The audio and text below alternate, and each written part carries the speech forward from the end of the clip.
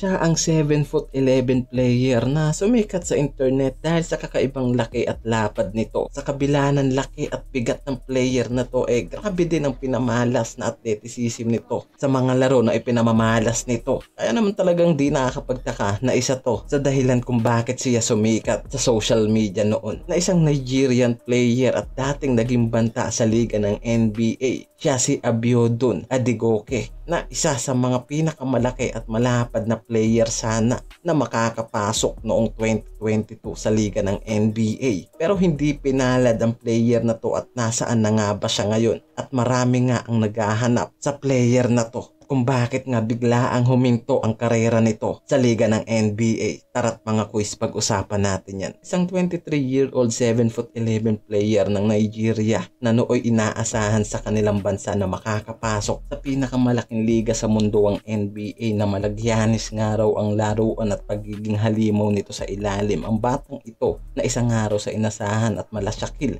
ang lapad talaga nga naman ang dami noong tumingala sa player na to, lalo na sa mahirap na bansa nga ito nang galing. At kung pamilyar nga kayo kay Manute Bol na first ever tallest player na naglaro sa NBA since 1962 na isang 7'7" player, nahigitan nga nitong si Adigoke ang player na yan. At talagang kung iisipin talagang pambihira ang laki at lapad ng player na si Adigoke. Sa pagiging yung player pa nga lang nito noon, talagang pinagkakaguluhan na ang Nigerian player na to at nahahalin tulad sa kanyang kababayan na si The Greek Freak Giannis mula sa presence nito sa pagiging defensive, mula sa ilalim at shot blocking and rebounding nga na normal nga raw sa kanyang posisyon na isang sentro. Ibahin niya ito dahil sa husay nito sa pag-handle ng bola at pagiging athletic player nito na talagang marami ang bumibilib sa player na to. At kahit mga NBA players and scout noon talagang tinitignan ang player na si Adigoke.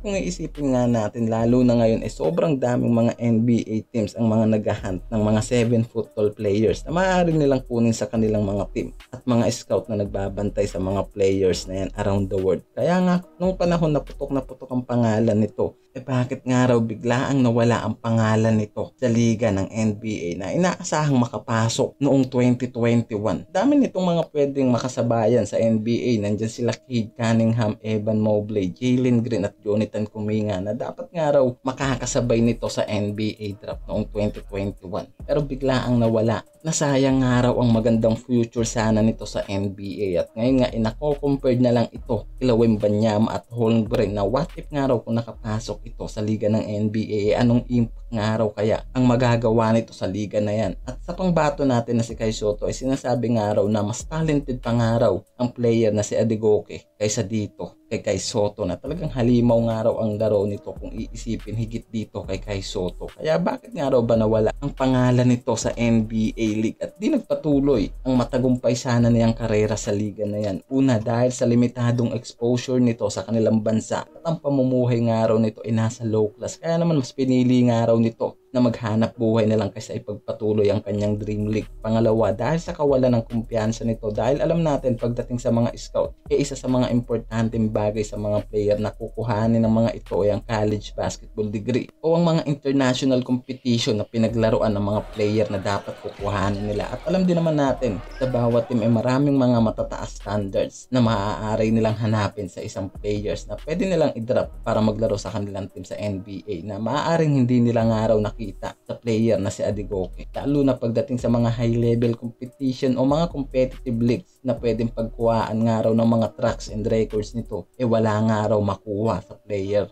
na si Adigoke. Dahilan na rin na hindi ito nakuha sa liga ng NBA at hindi madraft noong 2021. Dahil nga sa hindi gaano nga raw nagamit ni Adigoke ang kakayahan niya sa ibang mga liga, mapa-local or international league. Kaya namang kinapos nga raw ito pagdating sa mga tracks and records na dahilan kung bakit hindi ito nagpatuloy sa liga ng NBA. Isang 7'11" player na hindi natuloy ang karera sa pinakamalaking liga sa mundo ang NBA. At isa sa malaking what if kung nagpatuloy nga raw siya sa liga ng NBA, anong impact nga raw ang magagawa nito